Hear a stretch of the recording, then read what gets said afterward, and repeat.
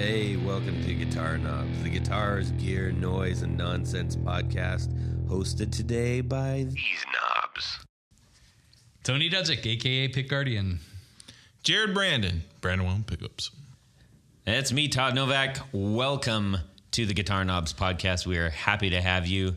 Jared is rolling around in his chair. He's been sitting in traffic for a very long time because the storms have been battering us here in Columbus, Ohio. And flooding. I think he just has he's like a 5-year-old in church or something right now. He can't sit still. So he just took some sit still juice. Yep. And hopefully that works. Anyhow, we are awful glad that you are joining us in whatever form that may be. Driving along in your car, just listening to us with the headphones. Hopefully you are not crying in a closet somewhere in trouble. I don't know why you would be, but I hope that that's not the case. Hey, everybody. We want to, before we start the show, just remind you that we are on Patreon at patreon.com/theguitarknobs. And we would greatly appreciate your support. For as little as $1 a month, you can help us keep this podcast ad-free and bring you cool content. And we've got a whole bunch of really awesome gifts that we've put together for different levels of entry. And if you, for whatever reasons, just want to even drop us a note and say, I really, really want to, but I can't, I'll accept that too. I think that would be just fine. We're going to do the show no matter what, and we're going to do it ad-free no matter what. But boy, it sure would be nice, and it would help. So thank you ahead of time for that. And we have 2 people that actually, one, we just got a new one. Do you hear that little bling? Wow. I was You know who that getting is? into my phone. That was Martin Cliff, who just joined as a Patreon patron. So, welcome, Martin. Hey! Yeah, Martin is joining, and we're very, very happy to have him. So, we've got a fun show today. It's me and Tony and Jared, as we said at the introduction. And it's kind of a busy week in music right now because NAMM is happening. And we're not there. Yeah. But if we get a few more Patreon patrons. Ultimately, that's the plan to get there. And just so we can just be completely disregarded as we walk the halls of NAMM. Yep. As unknown people. Anyhow, the NAMM is going on, the NAMM, and that means the music world is abuzz. The guitar world specifically is abuzz with all kinds of tons of new things, and we know that there are a bunch of great avenues for you to receive that news. I'm going to call somebody out right now just because I'm just such a fan, and I just want to give props to the guitar nerds for I'm a 100% fan, and I've had fun interacting with them at different levels. Yes, even Joe.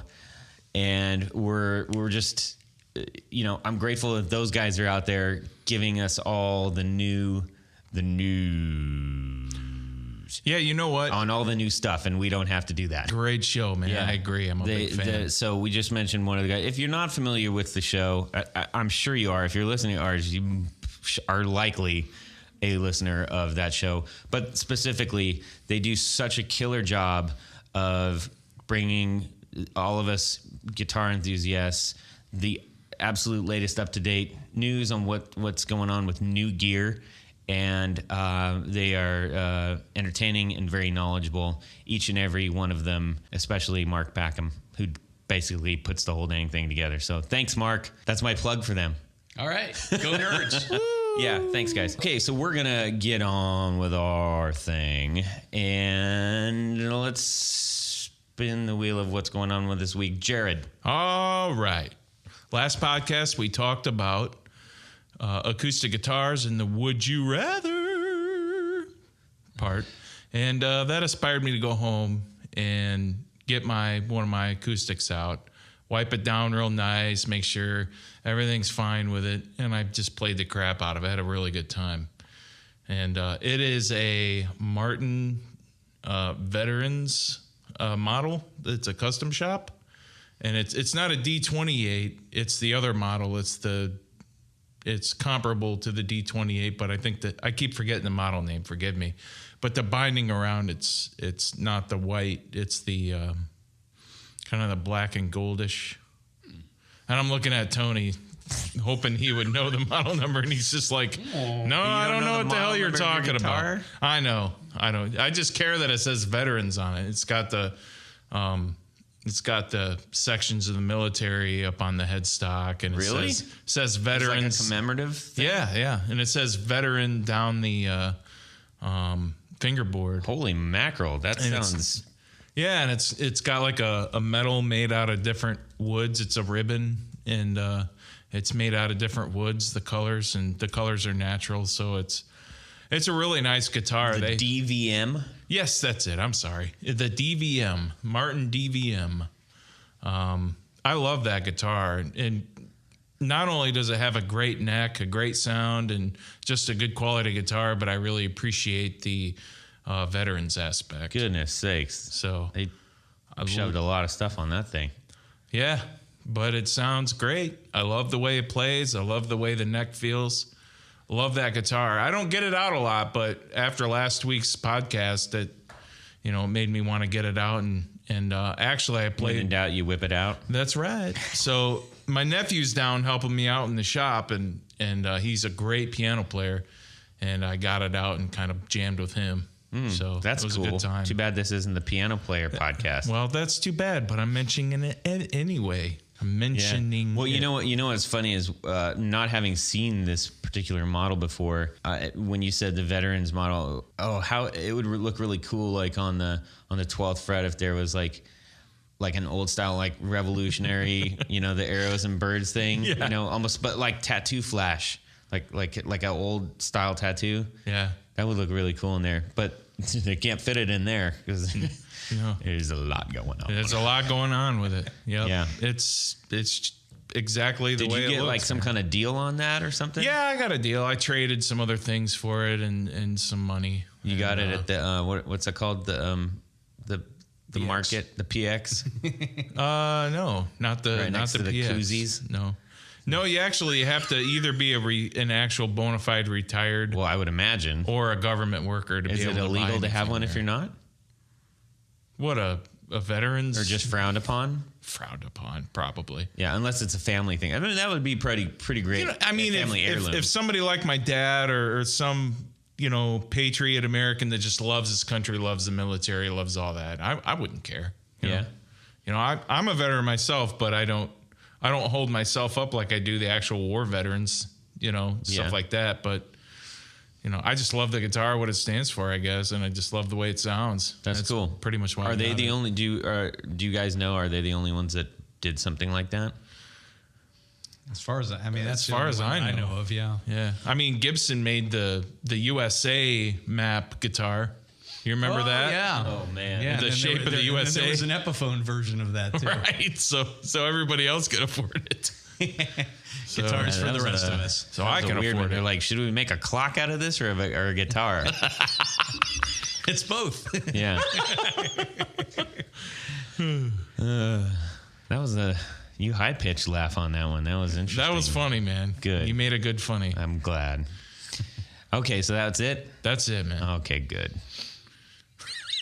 Tony. Oh, I guess I'm up. Tony, you're up. Well, I've been arm wrestling with my Dr. Z Maserati for. What does that mean exactly?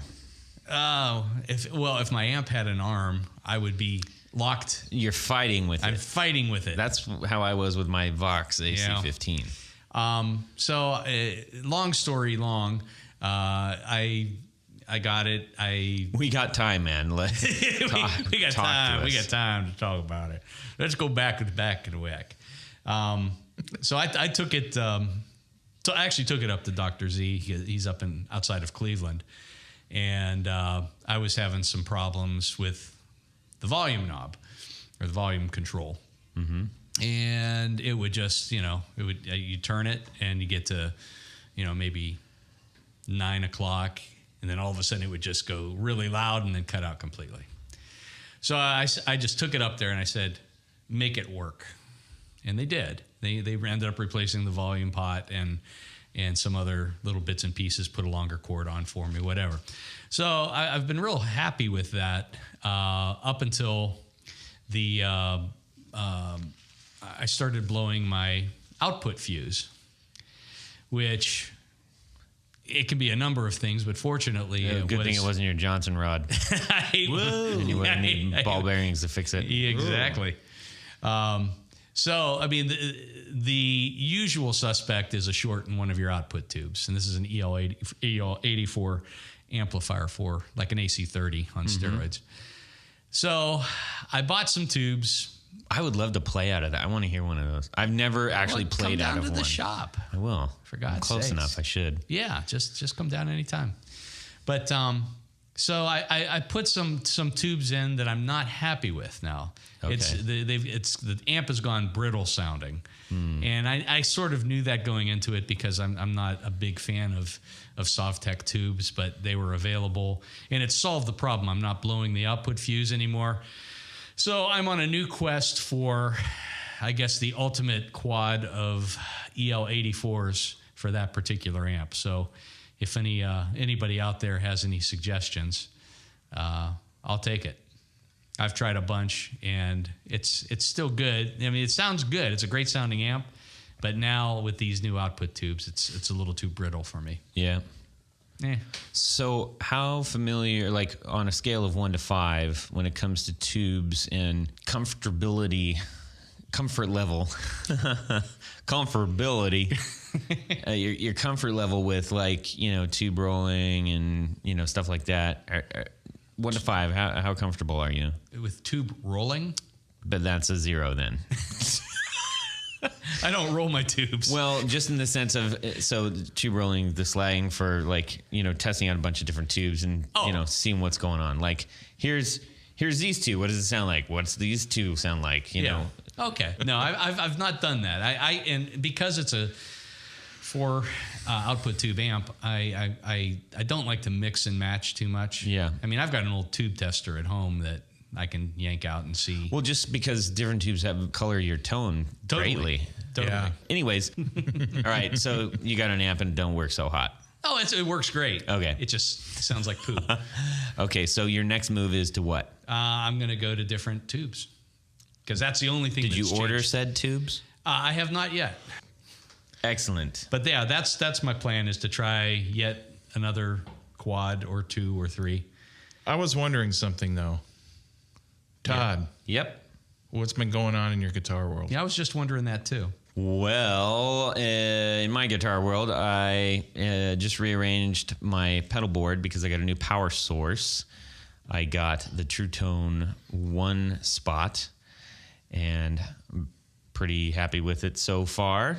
It's pretty heavy duty. I've got a Pedal Train Metro that is a flat board essentially, so the power source has to sit on top. I'm not totally ready to pony up for like a super big pedal board just because the ones that I typically gig with, I usually roll it with like 4 or 5 pedals. Got a whole bunch of them on, all around the pedal board and all around my amp stuff so I can interchange them.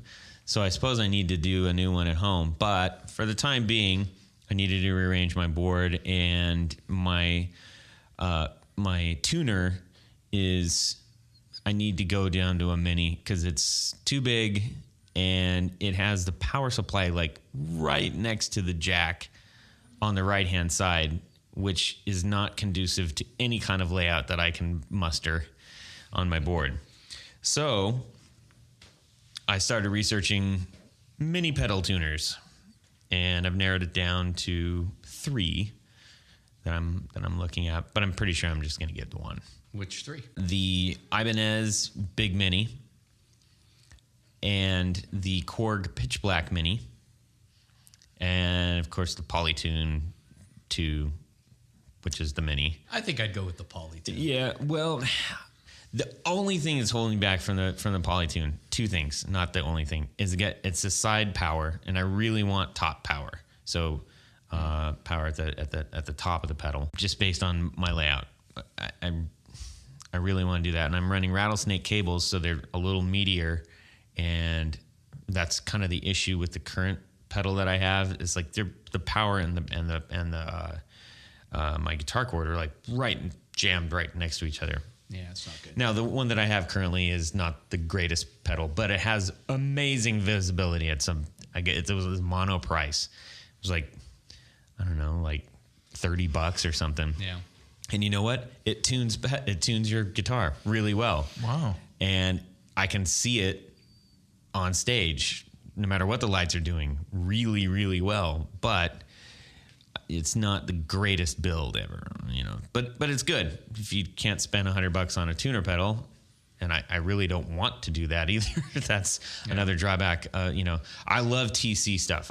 They got great gear, and I think just knowing that is going to be built like a tank, and I like the idea of having it polytuner. So you hit the strings, you can hit all the strings, and it will show you which strings are in and out of tune. Yeah, in one shot, time, so you don't have to be on stage going dang, dang, dang, dang, and you can still dang. use it that way too. You if absolutely you want to do can. string by string. And it also has capo setting too, which is huge, because in one of my bands, like I roll capo a lot. I would like to be able to tune it accordingly.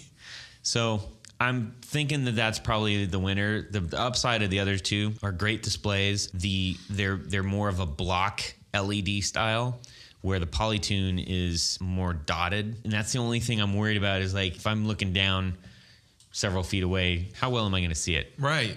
That would be the only question. Yeah. I'm sure they've covered that, and I'm sure I'll be able to see it brilliantly. Yeah. I would also much rather spend like $40 than $80 on a mini tuner, because I don't like paying for utility stuff.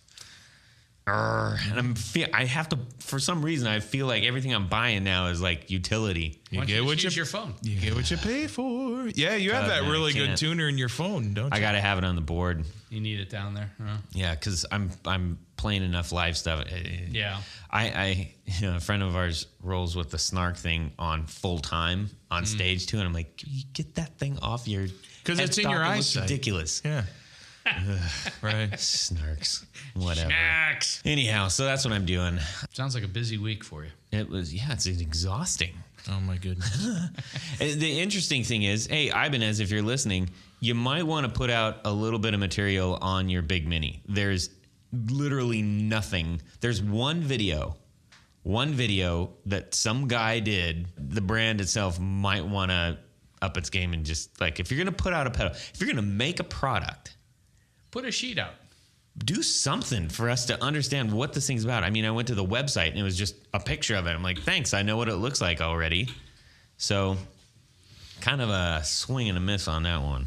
I'm sure the product is great because Ibanez makes good stuff. Well, there you Tuners. Yeah. God dang it. I freaking hate spending money on utility. Well, if you would buy one of the Gibsons that have the self-tuning mechanism in it, you'd never have to worry about that again. Those are the highest quality tuners on earth. They just tune themselves. Yeah, no. They're perfect. Not every time. Get out of here. Guess what I use? What? A snark. Well, I believe that. Yeah, no surprises here. I'm not at all moved by that whatsoever. Anyhow, so today, everybody, we are doing show and tell. Woohoo! Mostly because the two gentlemen, I'll use that term loosely. Yeah, hey, that's insulting to gentlemen. Where are they? Yeah. The two ladies in front of me have pretty awesome gear collections. Mine pales in comparison, though I am trying to catch up. So I said, hey, let's bring in some interesting stuff and wow each other and just, talk about the provenance of the equipment. So the offer is up for any kind of gear they want to bring in. It looks as though we all have the same thing in mind. The cases are the same. Yes. So actually, I have a keyboard in my case. Oh, a guitar? Did you bring a guitar? Actually, I had one of those. I had one. Don't you ever bring I that had a in here. Guitorgan here. I will smash it real quick. Oh, man. Wow. What about those Yamaha digital? Words. You remember the Yamaha digital guitars? That's or what the I'm talking Korg? about. Oh, yeah. It's like black and it's got strings, but it's got all these different effects. Yeah. Yeah. I got one of those. They're cool. They're actually crappy. To tell you the truth. If by cool you mean it's a cool idea. They don't work very well. It's a fake guitar. Of It course is. Okay. Anyways, blah blah blah blah blah. Let's do. Spin the wheel. Our assistant here is going to pick the one closest to the wall and put it on the table. That's probably the best one. Well, because it's Tony's. We're going to listen carefully for delicious telltale sounds. Submit for your approval. Oh. Tony's talking over the sounds. Whoa. Holy cow, look at that. Okay, what the heck is this? What the heck is this? All right. All righty. So You want to lift it up, Vanna? Can I have Show us that? what's going on with this? So what we have here Look at that thing. is a Fender Maverick / custom. I've never seen replica. one of these. Well, let me tell you a little story about Fender in the late 1960s. That is wild. Now this is one I made. This is wild. That is one of the craziest looking guitars I have ever seen. It looks like a guitar made by Fender that is really a Fender. So let's set the Wayback Machine to 1968-69. Okay. CBS has taken over Fender. They're looking for all sorts of ways to make extra money. And lo and behold, in the shop room, there are pallets and pallets of Fender Electric 12 bodies and necks that nobody wants. So they enlisted one of the guys in the shop. I think his name was Babe Simone. Babe was his nickname, I guess. Yeah. And they said, "Hey, what can you do with this stuff? We're going to just burn it." Right. So Babe comes up with the idea to take an electric 12 body, chop it up a little bit, carve it. They took an electric 12 neck, and the very first series, they actually they chopped the headstock and took about an inch off the headstock, shortened it, and then put veneers on either side of it. Later models, they actually tooled up to make this guitar. So what started off as kind of a mishmash of old Fender Electric 12 parts and necks and Mustang parts, they've just created a really, it was really one of probably the worst selling guitars, but it was also at the time more expensive than a Strat or a Tele. So they called it it was kind of their top of the line kind of deal. So what I did is I'm a sucker for all the oddball things, and what I can't find, I make. So in this case, I took a Jaguar body and routed it for like an electric 12 and used the parts and bits and pieces. It also has a Mustang tremolo and bridge.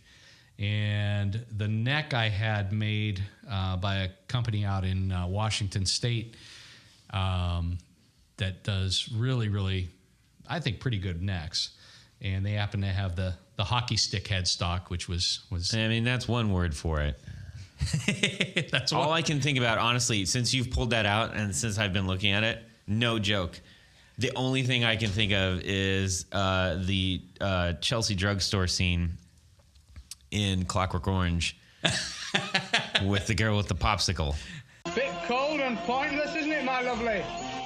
And the popsicle the lollipop thing.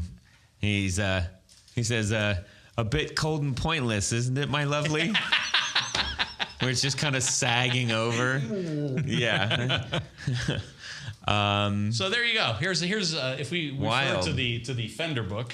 Okay, we got the Fender book out here. Tell us about the pickups. So those are electric 12 pickups. Now those pickups in particular were put together by Curtis Novak. Cool. Curtis makes a really good set of electric 12 pickups. I've used them in a couple of different projects. And for those who are unfamiliar with that, think G&L. B-bass pickups. Or think Mustang bass. Okay. Well, I was thinking just because the Janelle offset. Oh, that's right. They have those Yeah. too. You're Oh right. yeah, listen to Todd. Maybe he knows a thing or two. Maybe. Yeah, one or two. Well, yeah, but also they're sort of flat and rubber looking. So you're right in the other models that you. Everybody's right. La la. La la la. Okay. So mine is. I think it's a very good This is wild representation. looking.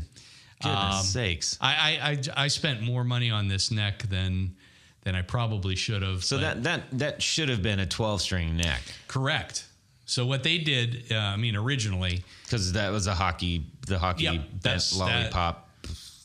Awful. Ugh. So what they did is they shortened it on the originals, and then put veneers on the front and the back to cover up the extra tuner holes. No kidding. Yep, they were clever. No kidding. Hey, no kidding. That's the real deal. Yeah, Wow. my uncle actually had an acoustic 12-string with the hockey pop, with the hockey stick. That was Fender's solution to making a 12-string. Yeah. Welcome I'm not to sure the how they- conversation, Jared. He said the bridge kind of.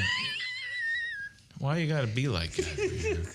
He said the bridge though the things pop the bridge is popping up though, you know. Well, so Fender needs to have it fixed. Yeah, Fender was never really good with.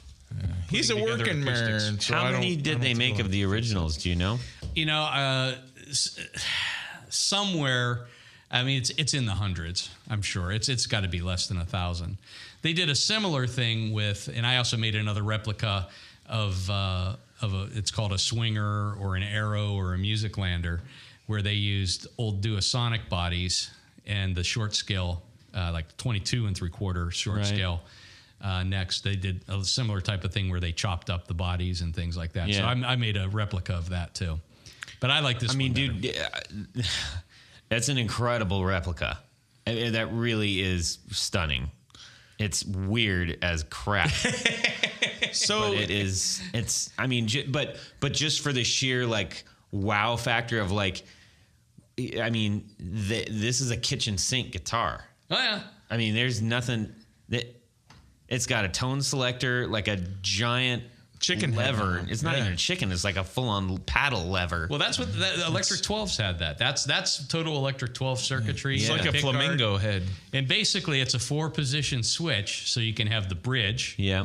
You can have the bridge and neck in series, the bridge and neck in parallel, and then the neck only. So how many again? There are 4 positions. 4 positions. And this is that's a vibrato on the back. Yeah, it's a Mustang vibrato. Yeah. I mean, and Those are so on most of interesting. any Jags or Jazz Masters I put together, I prefer to use Mustang bridges. Yeah. Because I can't They're quite cool looking. I can't quite afford a mastery.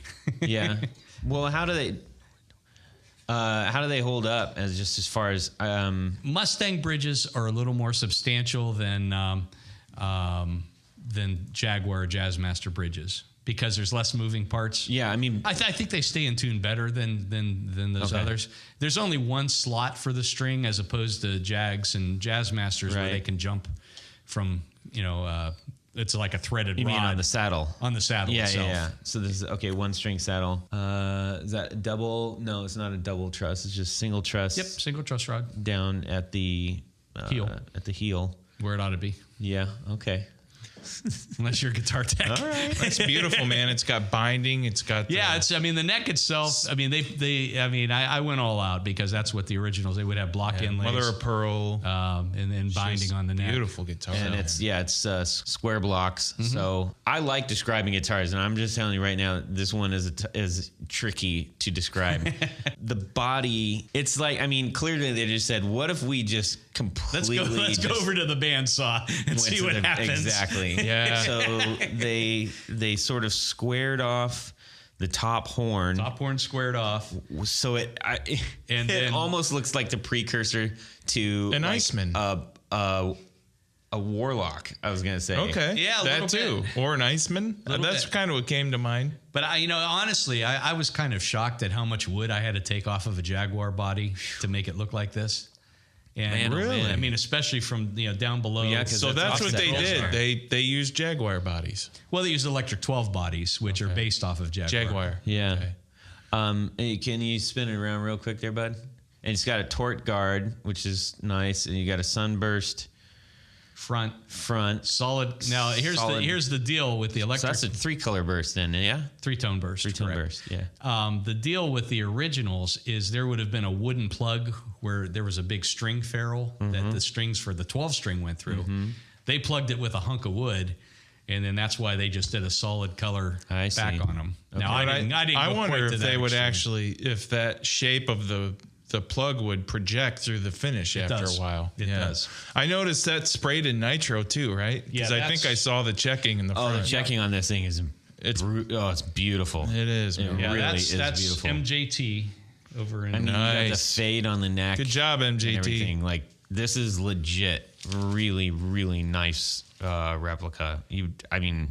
So there's a book. You would know, yeah. There's a book here that Tony just handed me a picture of the back where the wood block we were just describing for the furls for the That's not thing. as heavy as I thought it was going to be. It projects out. That thing projects out like a sore thumb, man. I think it's just the lacquer sinks around it. It does big time. So, that happens with Gibson Les Pauls. People put those that whammy system, the Kahlers or the whatever they are is in there, and then they try to fill that in with a block, and you always see the projection of the. You just can't do it. You got to just change the whole maple top. Got to retop it. Yeah.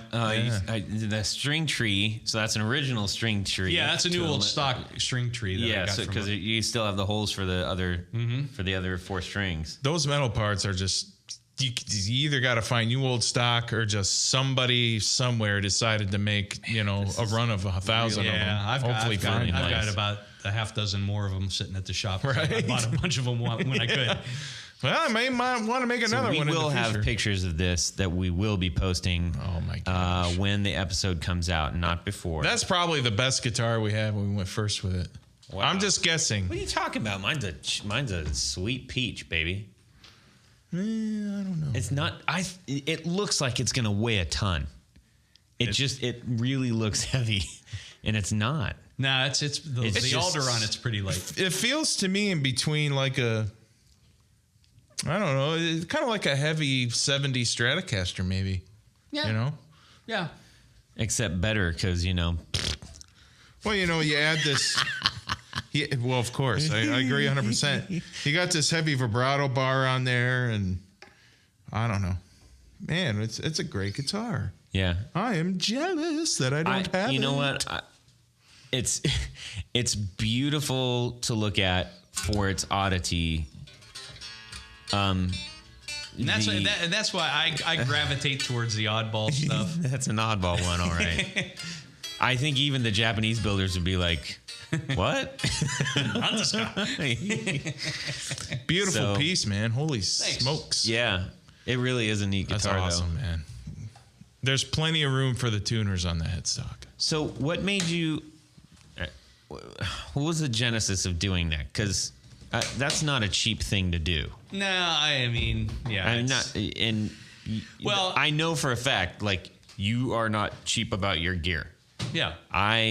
Unfortunately. Well, the interesting thing is a lot of that was trade.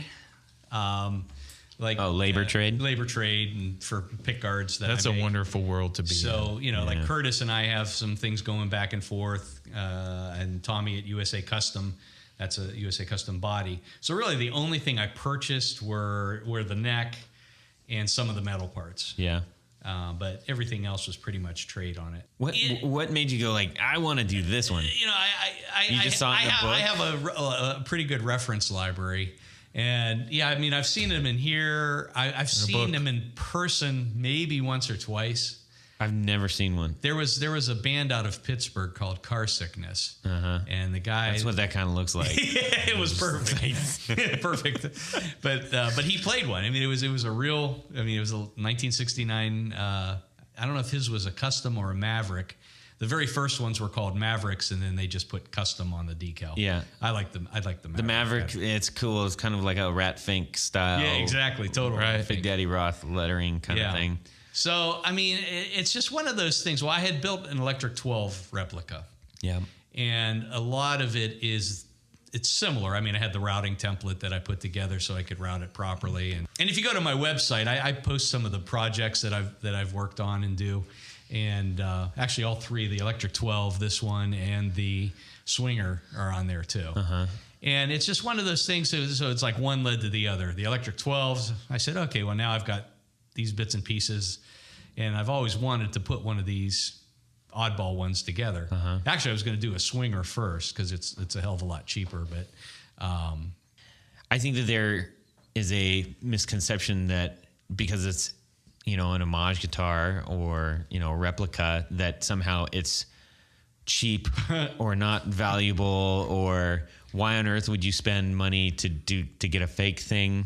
Well, I mean, if you can find one now, I mean, you'd probably pay thousands of dollars if you can find one. Even a replica? That could be $2,000 or $20,000. So help me out here. I would say under $3,000 for a really good one. Anywhere from $1,000 if you can to find one. If you can find one, and they're just really hard to find. I haven't seen one at any of our shows. No. I haven't seen one. I mean, anywhere. they might show up in Dallas or in some of the bigger shows. So it was just something I wanted to put together. Okay. And so, what is somebody off the street? What does that cost them? Well, I mean, I think if somebody actually went and paid retail for everything, it would probably be over $2,000. Okay. And finding an old one, you're probably looking at like 25 to 3 if you can find one. Yeah. And actually, it seems like it's got to be more than that, but they've never been really popular. Yeah, but well, obviously, so not a high demand. So it's not a high demand. I mean, there's plenty of Gibsons that are wonderful guitars, but they're not on the collector's hot list. Like Sonex's. Well, yeah, there's a reason on that one. Hey, come on now. But yeah, so it's. I mean, I build guitars so that I don't go totally insane from chopping up plastic. So every once in a while, I need a break from that. So right. That's why I like putting things like that together. And for me, I completely appreciate that. There is a joy that comes from building stuff. I get it in small waves with doing my own one-off pedals as often as I can, even though I know I can go buy one that is probably going to be maybe better, probably have some more features on it, but it's the idea that, well, I spent time and I put that together and I figured out what I wanted to do to mod it and graphics and all that business. So I totally understand that. I love it. Well, thanks for sharing that, man. That was pretty tight. Cool. Thank you. In a very weird way. Jared, what do you have? Well, let's open up that center case and find out. Okay, let's no talking over the latches this time. No, there's only two latches. The center latch is not there. It's broken. So just open the two on the end. You're talking over it. I knew it.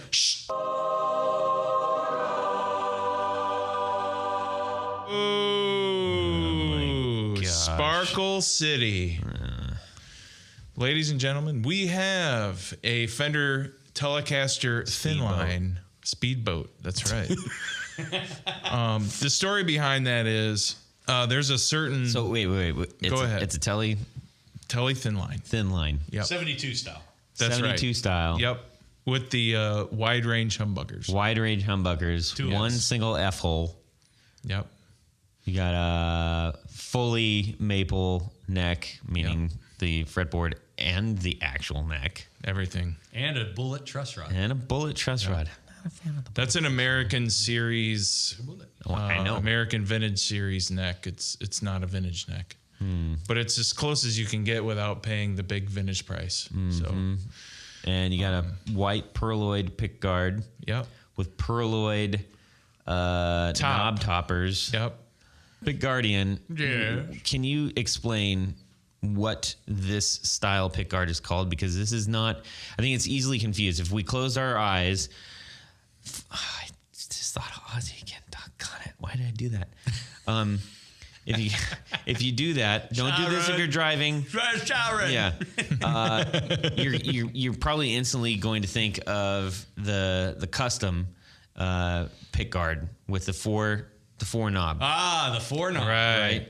But this is not that. This has the three-way switch. That would be the deluxe. Three-way switch. Yeah, the deluxe has the 4 knobs. Yeah. So this is what I call a 72 style. Yeah. They had 2 styles of thin lines. There was a 69 style, which had a standard Telecaster bridge and bridge pickup with a wide range humbucker in the back.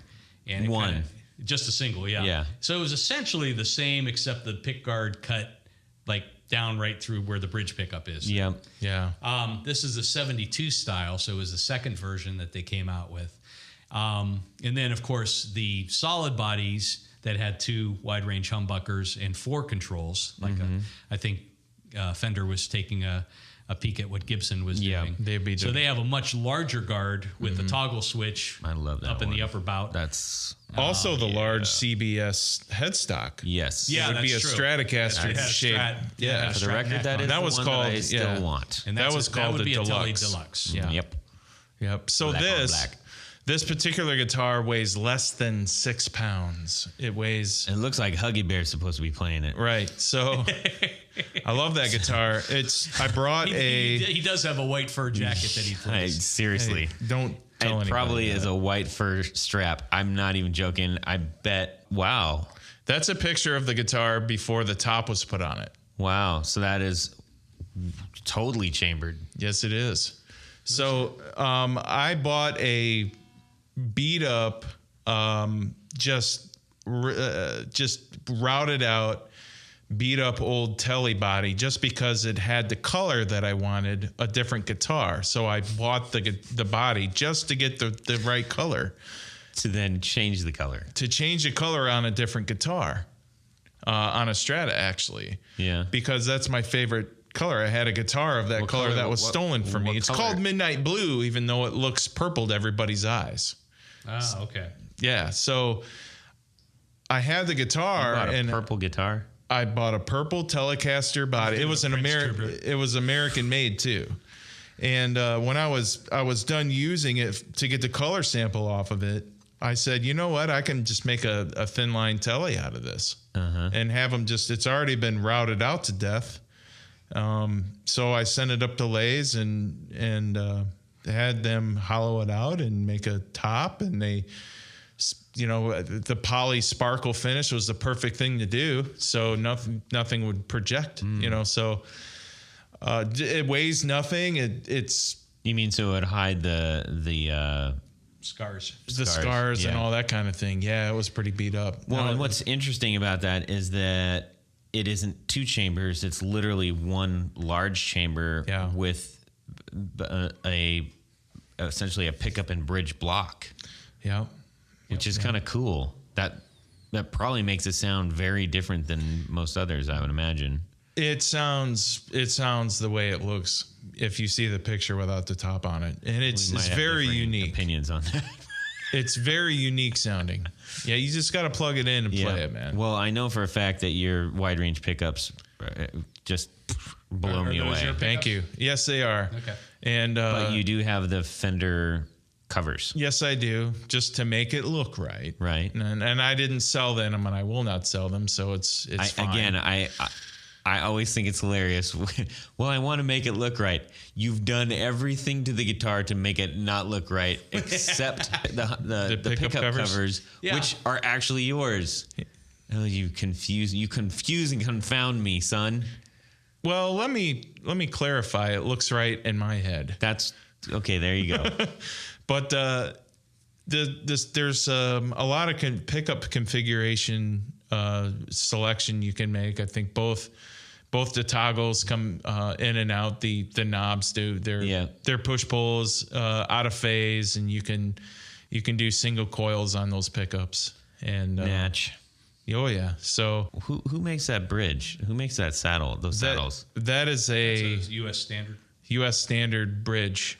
Because you got chrome everywhere except on the 6 other biggest pieces of chrome, which are that's what they do. Yeah, that's how they make those. I think are they stainless? I can't remember if they're. I'm just surprised that I think you didn't go chrome there. Just chrome, that's what chrome. I'm saying. So that's why I assumed. Oh, are these like Goto or?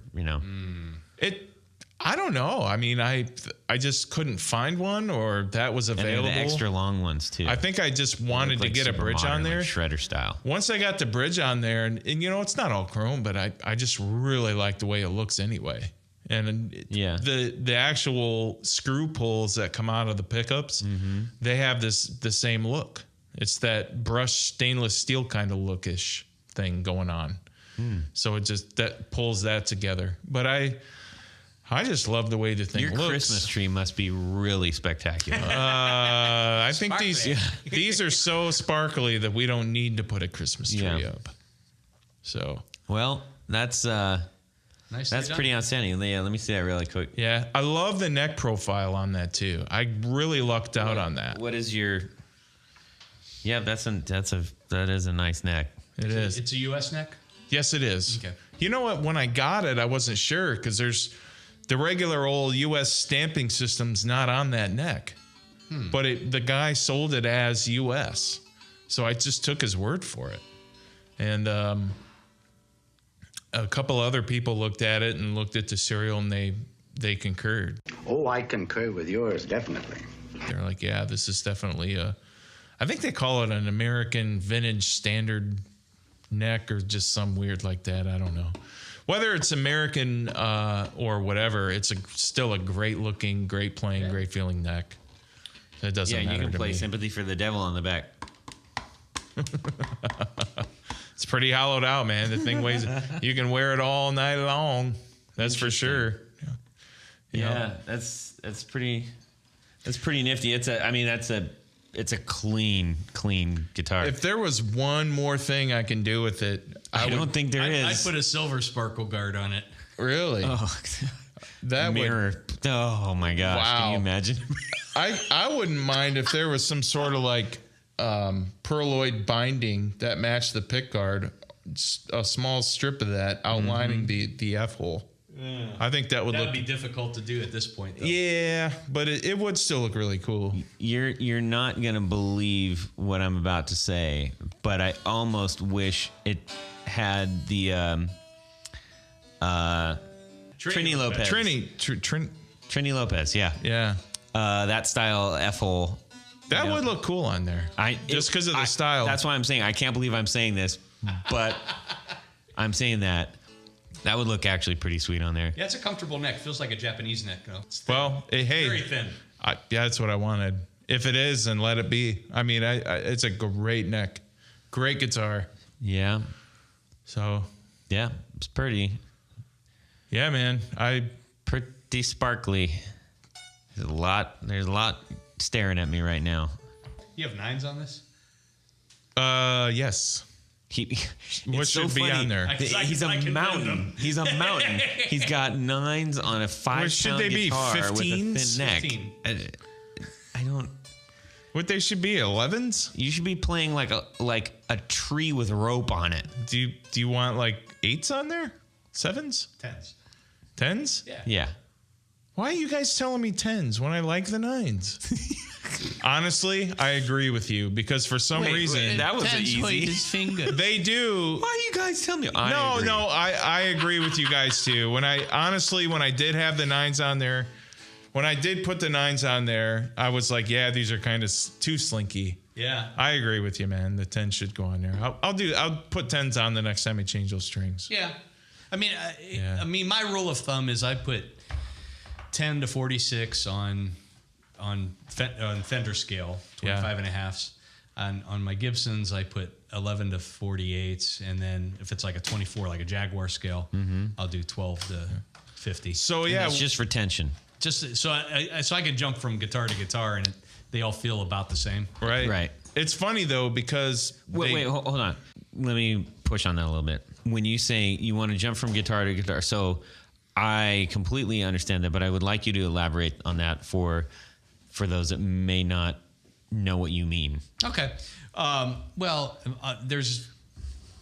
In theory, there's probably 3 or 4 what are called standard scale lengths.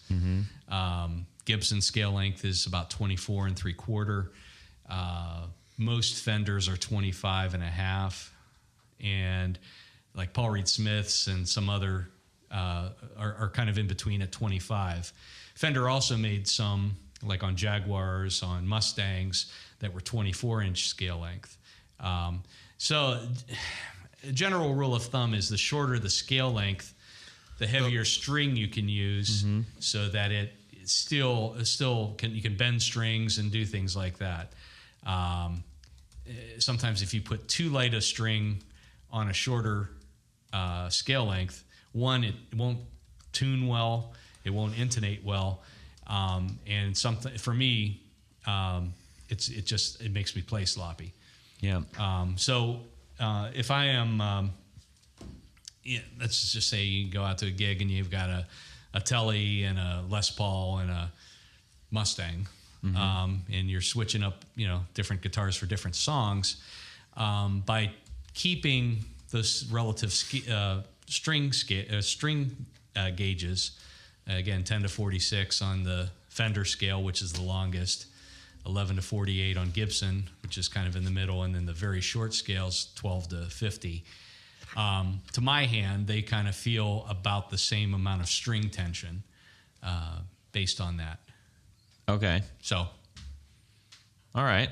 So that's just my little thing my rule of thumb. So what did I have in that guitar, money-wise? Well, the body... So irritated that I did that. What's that? So funny. What, push on the string thing? Yeah. I know, I fell asleep. I just woke up. So what do I have? So what do I have in the guitar itself? That's what I asked. Right. I got about, I don't remember in the neck, maybe $250, maybe $200, $225-ish. The body, I don't remember. And I would say at least $400 to $500. With the finish in the top, Yep. I would say. And then the pickups, just parts, because I made those myself. I don't know, maybe safely say $700-800. That's $7 or $8, yeah. So I think if you were to buy a new thin line of some a regular run of the mill American made, you'd be in like maybe $1,200 to $1,400. Yeah. And vintage ones go anywhere from $2,800 to $3,500. And upwards from there, because people just command whatever they want for those old vintage guitars. And you've got something that you like. I love that thing. It's very lightweight. I'm a big, giant, strong guy, but for some reason I just like little lightweight guitars. I don't know why. This is true. Yeah, so You do like that. I want to see him play ukulele. yeah. I love that. Or mandolin. I love that little guitar, man. That's great. I think I do like that a little more than the deluxe. Huh. Although Really? yeah. Probably just because of the weight. It's easier to wire the deluxe though, because you have 4 knobs to work with, and if you're trying to cram all these different pickup configurations with just 2 knobs, with 2 potentiometers, it's very difficult to do that, because you got 2 push poles, and then it's really difficult. I have a Gibson Explorer, and I did basically the same configuration, and it's a lot of little wires in a small cavity.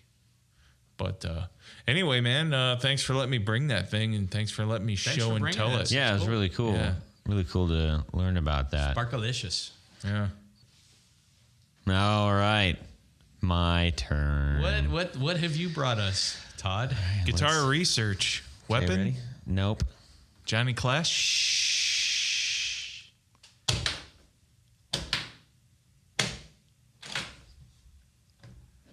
Oh,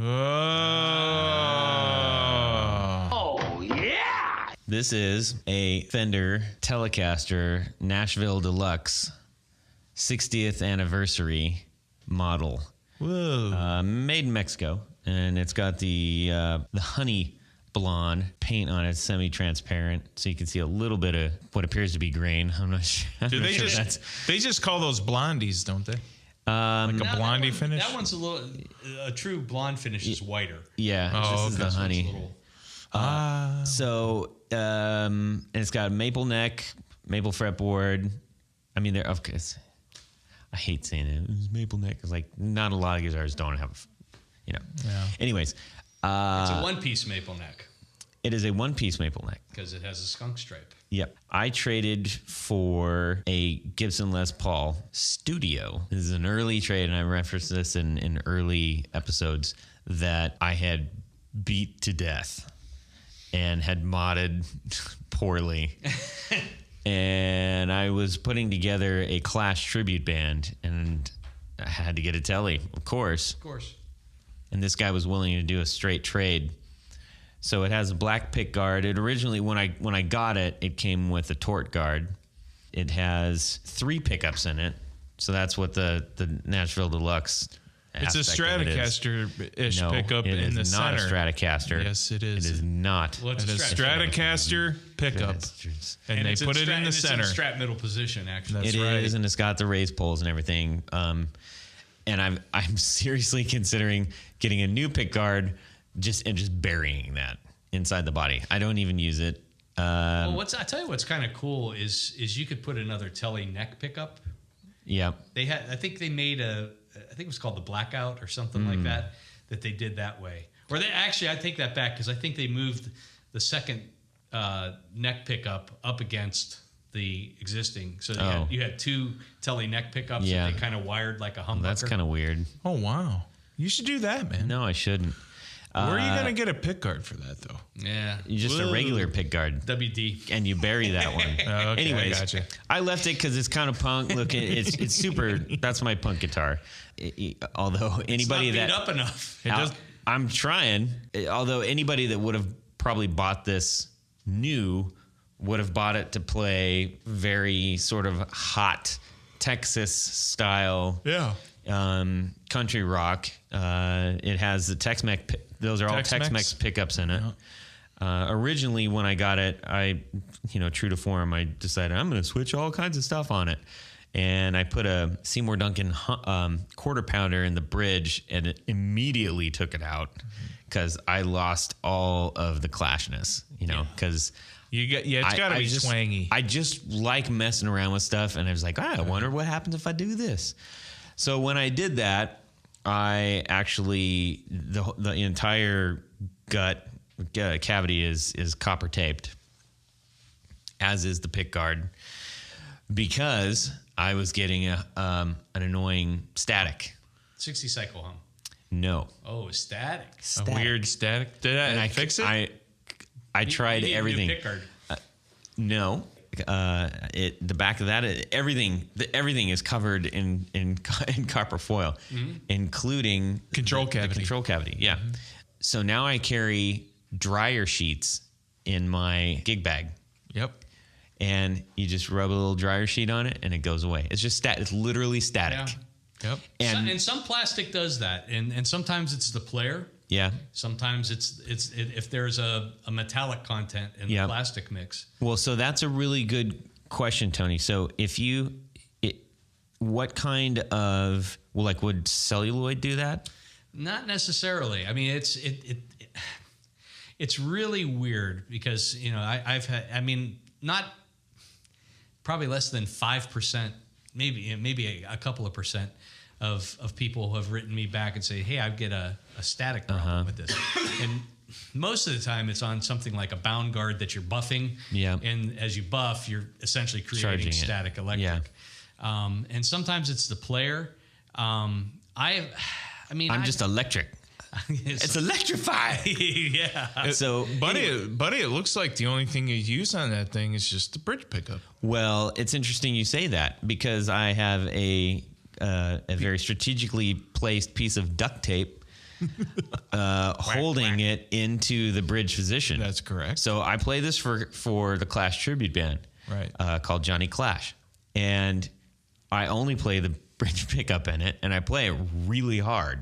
Mm-hmm. And what I've done with the pick guard is I swap out different things. So I've got electric tape on the pick guard, and I paint some sort of whatever I'm feeling at the time. For a long time, I had said weapon on it, and then I switched it up lately to resist, and then If I depunk it, I can still get my trade value out of it. Well, I I'm have a not totally question. willing to sacrifice it as of yet. I have a question. The Circle Star deal. Yes. Did it come like that? So I have sort of a military kind of martial, very Clash-esque star with a circle around it, stencil that I painted on the body. Now my friend absolutely freaked out when he saw it. He was like, "What are you doing?"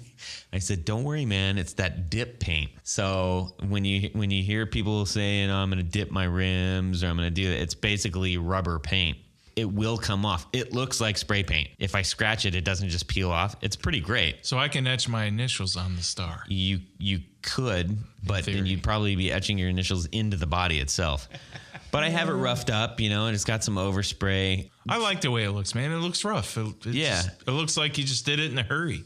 I think because the 3 pickups are different. It's got the standard chrome telly neck pickup. Yeah. It's got a white Strat pickup in the middle, which whatever. And then it's got the bridge. And originally came with the ashtray. It had it was a 3-piece, the whole 9. Yeah.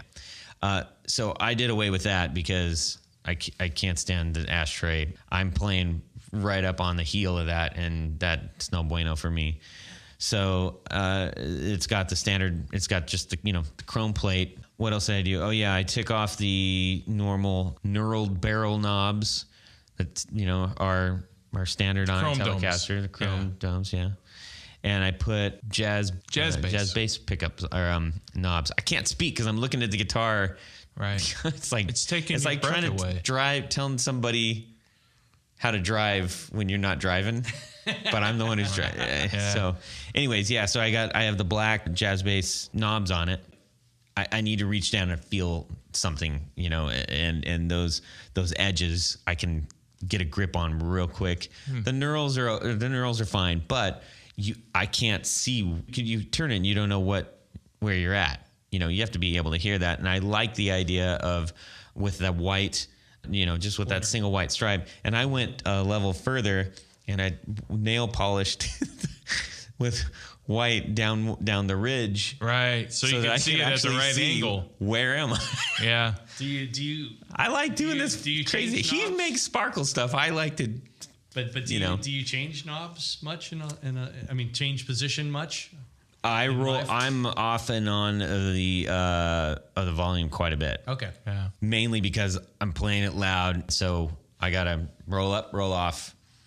So in a sense, I could go Frankenstein with it and bury or take out the middle pick guard, take out the middle tone pickup control. Bury a screw into the slot of the 5-way switch so it couldn't move. So if I was going to suggest, but since you use your volume control bit, it wouldn't work. But if you really want to get the maximum output out of your pickup, you just wire it straight to the jack. Yeah. Here's an idea too. If you didn't use that middle pickup at all, if that is a modern plastic bobbin, you could actually slide those magnets out of the bobbin and go to somebody that knows how to hook up those dummy coils. Use that as a dummy coil. I would literally just bury it. Yeah, get a new pick guard. Bury it under the guard. Bury it under the guard. Take the magnets out. In positions 2 and 4. Yeah, it becomes hum canceling. Yeah, exactly. And you don't need the magnets either. But that's what the tape's for, so I don't have to do any of that. Okay. The tape took care of it all. It just doesn't sound very punk if all of a sudden I accidentally flip it into neck position, if you know what I'm saying. Mm-hmm. Yeah. So anyways, that's my punk rock baby right there. That is cool, man. It's a neat guitar. I really love it, and it sounds freaking awesome. The neck on it is money. Yeah, I'd like to feel that. And, I satined the neck as well on the back. Oh, okay. Yeah. This has a little more beef on it. Beef on it? Yeah. I usually like Mexican. It's got a little more girth, is what you're saying? Yes. Yeah, well, that's how I roll. Yeah, for some reason, I really like the necks that come out of Mexico. I just like how they craft those. Yeah, that is a Mexican. I like it. Body. I don't know why. I just do. And neck. I just don't like the truss rod adjustment at the headstock. Oh yeah. Yep. Oh. It's one of my things. Really? Why? In my opinion, It belongs on the bottom end. Why? Well, You mean just on a Fender? Just on a Fender. Okay. Yeah. For some reason, I mean, it's in the right position. I think when it's at the heel, the adjustment, you're taking more material out at the heel as opposed to up here. You have to take a lot of material out of the headstock to put. I see what you're saying. In. Yeah. So I mean, it's just one of my little quirks. I could be dead wrong. Oh, that makes sense. Every Fender I've owned, or put together. I wonder why they did that. It's easier. It's easier for a tech if you have to make adjustments and things. And that's why, like on his with the bullet truss rod, I think that was one of Leo's things. Yeah. Because I think he got a lot of complaints that, if you have it at the heel, you basically have to take the neck off every time you want to make an adjustment. Yeah. So that was his. Or at least have a pick guard with a. Even then, you still have to tilt the neck back. Well, yeah, because the pickup's so close. I was thinking like on a bass or something like that. You could. Yeah, but I see so many vintage guards that are just chewed up from people trying to shove a screwdriver in that little divot. Yeah, and it just doesn't work. Yeah, and I like the wear that I have on the pick guard. It's got good wear, man. You can tell I go to town on lots this thing. Lots of pick force. Yeah. Thanks for bringing that in, Todd. So why didn't you get the Joe Strummer model? Yeah, no. With stickers. I don't. It had all the stickers. You can buy that, and I've seen some people who have posted, replicas. Which, if I had a replica, it would just be purely wall art for that. I could see myself doing that for wall art because I think I've referenced this before. But first time I went to the Rock and Roll Hall of Fame, there was one thing that made the hair on my body just completely stand on end, and I got short on breath. And that was seeing Joe Strummer's Telecaster in there. It was right after their Clash show, so they still had a couple things. Mm-hmm. And I was in a room right next to all the Beatles memorabilia and everything, and that guitar just trashed. Everything was like Russ's DNA all over it, and it was the most badass thing I've ever seen in my life, hands down. That thing was incredible. And just knowing wow, that was in his hands, it was a powerful thing because I'm a huge Clash fan. So anyhow, show and tell. The good thing is we have lots more stuff to show and tell in episodes to come. And maybe Mike and a couple of our other friends will be able to join us on the next ones. We're going to go to our last segment. Would you rather?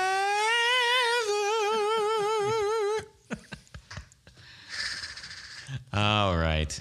Here we go. So listen up here, everybody. I'm not joking when I say we listen to you, and I'm not kidding. I'm not pulling your chain when I say it matters to hear from you and to we take the things that you tell us into consideration. To that point, we had a friend of ours online, Liam Martin, give us an idea. And I said, hey, man, we're going to use that on this next episode. Thank you. Thank you very much. So he says, and I quote, was there a would you rather at top of the line Epiphone or bottom of the line Gibson? Interested to know opinions on this in terms of build quality, material quality, etc. So that's what we're going to do. So today's would you rather is, would you rather have the Epiphone top of the line? Nope. Yep. Or the Gibson kind of the bottom of the line? Yes. Okay. So we're gonna say which one we would rather have, and I think it would be probably a good idea to say if there was a model corresponding to our choice. Oh, yeah. Okay. That kind of throws a wrench. No, it shouldn't. Well, kind of, but I don't know. Okay. I mean, you could put that in. I mean, there's some pretty good examples of both. And I think, of course, I think a why, So let's do that. Yeah. Tony. Okay. I have owned I still have a couple top of the line Epiphones, and the ones that I consider top of the line probably are like the Elite series. Okay. Those were Japanese made with U.S. componentry and that sort of thing. So I have one of the John Lennon 1965 Casinos. Okay, wait a minute. I'm thinking that we're probably at maybe modern, like you're talking vintage stuff. Well, that's not. No, it's not. This is not a vintage. I mean, it was a 1965 John Lennon Casino model. From 1965? No. It was like early 2000s. Okay. All right. You're fair. Fair game. So yeah. What is that? But Somebody's phone's going bonkers. not mine. Or maybe it is. It's over there. Is it Bob? Is Goodness sakes. Bye. All right. But I was giving that as an example. That to me is like the top of the line. But let's just, for sake of argument, say things that are currently available on the market. Okay. And I think, having looked at and tried out several bottom of the line Gibsons, Such as? Well, there was the Firebird X, maybe. No, I don't know. It's just a horrid instrument. Okay. Sorry, Gibson. You dropped the ball on that one. That was one. Ball on me. I got it from a musician's friend, at a really low price. And I got it, and I was so absolutely disappointed that I sent it back the next day. I mean, it was just a horrible guitar. You just can never get that time back you spent. Yeah. So thankfully, musician's friend has a very good return policy. But I've had others at the bottom of the heap from Gibson, and I totally get it. They have a hard time making things in the USA for very little money, and where they really cut corners, I think, is on the finish. 9 times out of 10, I don't spray finishes, and I think I could probably spray a better finish than what's on some of those. My. So to answer your original question, I would go probably with the top of the line Epiphone, and for a number of reasons. Depending on where they're made, because Epiphone has factories still in Japan, in Korea, and several in China, and probably a couple of in Indonesia and whatever. But generally speaking, it's either going to be a Korean or Japanese made one that's their top of the line. And that could be anything from like an Archtop Emperor, which those are some pretty nice instruments, to even some of their top end Les Pauls. For the money, I don't think that you can buy probably a better guitar and still have, the provenance of some relationship to Gibson. I think the woods that are being used overseas are as good, if not better, than a lot of things. And I think, even though they cost a heck of a lot less, they are still. The build quality is. I have to say it's better than some of the very low end Gibson things. So I think in my opinion, for the money, if I had unlimited funds, I'd go buy, custom shop Gibson, blah, blah, blah. But I don't. So I don't. Okay. That's solid, baby. Yeah. All right. What are you doing there, homeboy? Well, home slice. As far as bottom of the line Gibson and top of the line Epiphone, I agree with Tony on that, and it's not easy for me either because I have not owned a lot of Epiphones. The only actual Epiphone I have owned was an EDS 1275 double. That's the Jimmy Page double neck thing. And the electronics on it weren't great at all, but the actual construction of the guitar was great. It was not the bolt-on model, the neck bolt-on model. They called that the Michael. Michael Bolton? Okay. So if I had a choice between today, a brand new either an Epiphone or a brand new Gibson, bottom line Gibson, top line. I would go with the Epiphone. And for me, I've in my experience working on the Epiphones, it's the electronics that were poor. Yeah. On the Epiphone part. And I would change those out. Yeah, pickups and pots and switches and things. It's interesting. Dig them out. I had an opportunity a couple years ago to go down to the Epiphone Factory warehouse thing. Yeah. It was their 50th anniversary, 100th anniversary, I don't know, one of those anniversaries. And I mean, it's down in Nashville. It's up the street from the Gibson factory. And the thing that impressed me wasn't so much, the guitars and things, but they basically had a dozen benches, if not more, of techs that basically when the container comes in, they take each guitar out, they go through it, they make sure the action is okay, they set everything They have up. to go over it all. Yeah. And that, I mean, you figure unfortunately, sometimes the wood is curing on the boat over, right, and the finish. So, but they do spend time to do that before it goes back out to any guitar shops. Well, yeah, it's worth doing that. The specifically, well, actually, Oh yeah. So I want to ask you. yes. What are you trying to say here? What would you rather have? Well, Yeah. thanks, Tony. Would you rather have a bottom of the line Epiphone? I wasn't done, though. Bottom of the line. Top of the line Top of the Epiphone. line I'll be done bottom now. of the line That's Gibson. fine. I will take the Epiphone any day of the week. I've owned several Epiphones, and I think you're absolutely right. For the money and the quality you're getting, it's like you can't even touch it. I have a Sheridan 2. Nice. It is gorgeous. I Nice mean, guitar. it is just beautiful. Everything on that is tip top, minus the electronic harness on it, which Jared actually replaced. They do that so they don't have to spend 3 times as long wiring your guitar, because it's basically harness connections. So I put in new pickups and new wiring, and the thing sounds ridiculous. It is absolutely ridiculous. It sounding. looks great. It feels great. Plays Here's great. Here's the thing. Gibson has started to use their pots and switches and things all mounted on circuit boards now too. Yeah.